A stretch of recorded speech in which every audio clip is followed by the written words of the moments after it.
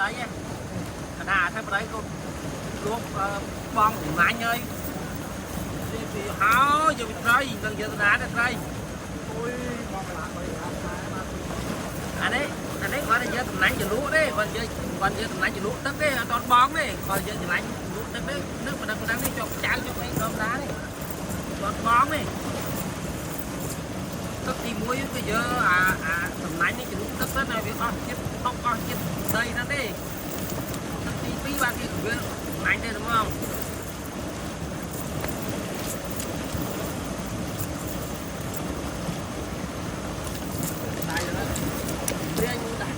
đây bên tôi mà thấy cái trò đó